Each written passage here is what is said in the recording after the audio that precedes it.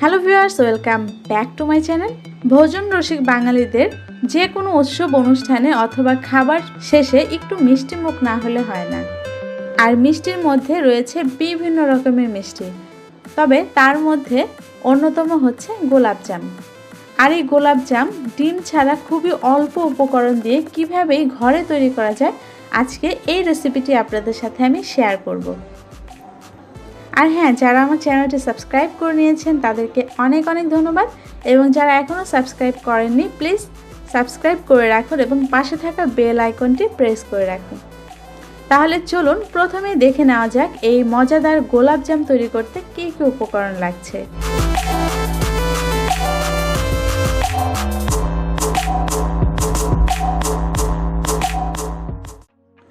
মিষ্টি বানানোর জন্য প্রথমে নিয়ে নিয়েছি 2 কাপ পরিমাণ গুঁড়ো দুধ। এখানে আপনারা যে কোনো ব্র্যান্ডের গুঁড়ো দুধই ইউজ করতে পারেন, তবে অবশ্যই খেয়াল রাখবেন যেন ফুল ক্রিম গুঁড়ো দুধ হয়। নিচ্ছি 2 টেবিল চামচ পরিমাণ ময়দা। এক্ষেত্রে আপনারা আটাও ইউজ করতে পারেন, কোনো সমস্যা নেই। আর নিচ্ছি 3 টেবিল চামচ পরিমাণ সুজি।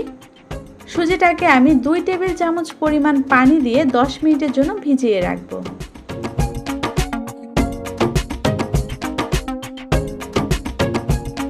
লাগছে 1 টেবিল চামচ পরিমাণ বেকিং পাউডার, 2 টেবিল চামচ পরিমাণ বাটার। এখানে বাটারের পরিবর্তে আপনারা ঘিও ব্যবহার করতে পারেন, তবে অবশ্যই চেষ্টা করবেন দুটো থেকে যে কোনো একটি ব্যবহার করার। এবার প্রথমেই একটি মিক্সিং বোলে আমি নিয়ে নিচ্ছি গুঁড়ো দুধ। এবার এই গুঁড়ো দুধের সাথে বাটারটাকে খুব ভালোভাবে মিশিয়ে নিচ্ছি।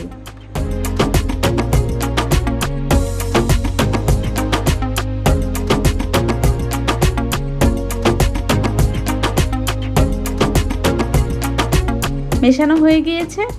এবার আমি অ্যাড করব শুকনো উপকরণগুলো। তাই প্রথমে দিয়ে দিচ্ছি ময়দা, ভিজিয়ে রাখা সুজি,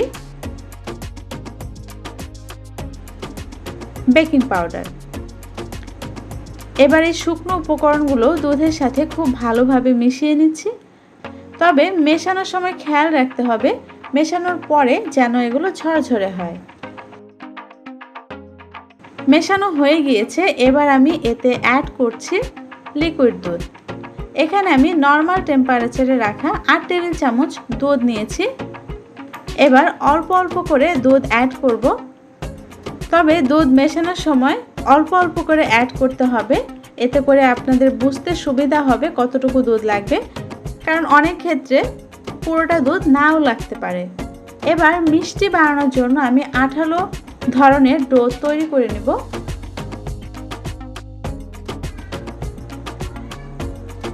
লিকুইড দুধ মেশানোর পরে এমন আঠালো ডো তৈরি হয়েছে। এবার এই ডোটাকে আমি 10 মিনিটের জন্য ঢেকে রেখে দিব।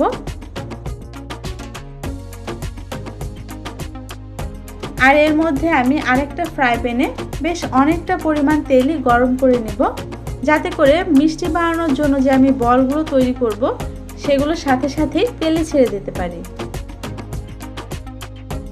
10 মিনিট পরে কিছুটা ডো হাতে নিয়ে আমি ছোট একটা বল তৈরি করে নেব।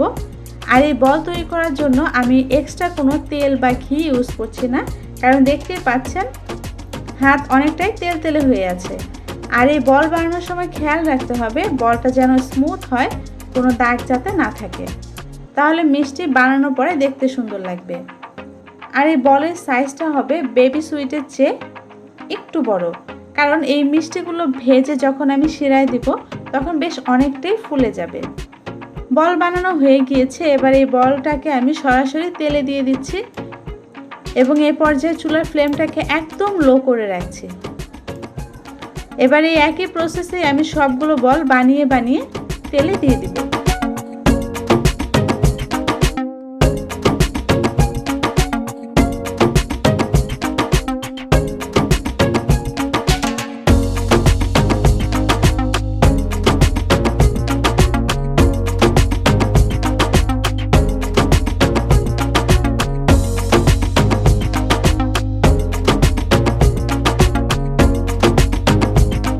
সবগুলো বল বানিয়ে আমি তেলে দিয়ে দিয়েছি।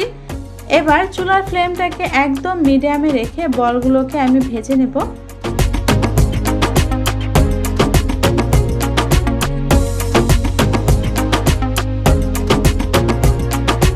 দেখতেই পাচ্ছেন বলগুলো তেলে দেওয়াতে অনেকটাই ফুলে গিয়েছে, আর যখন এই মিষ্টিগুলো আমি শিরাতে দিব তখন আরও অনেকটাই ফুলে যাবে।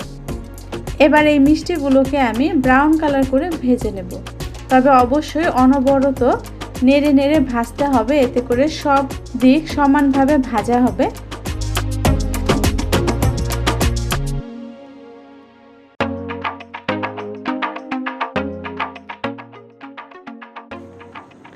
বলগুলো যখন এমন ব্রাউন কালার হয়ে আসবে তখন আমি তেল ঝরিয়ে একটি প্লেটে নিয়ে নিব।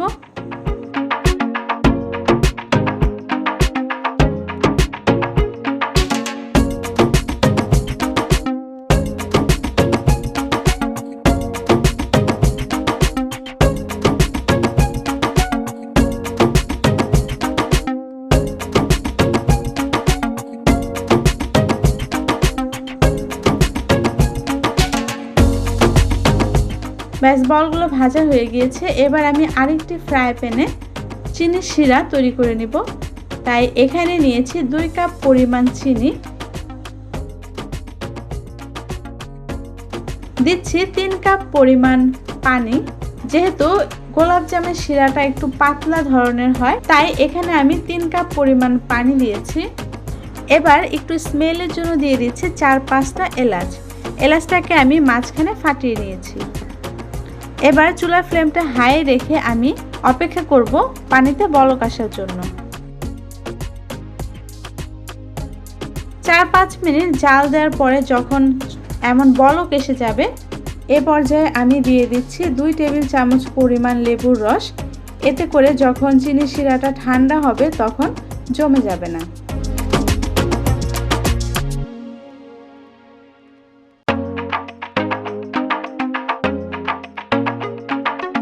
এবার দিয়ে দিচ্ছি সেই ভেজে নেওয়া মিষ্টির বলগুলো।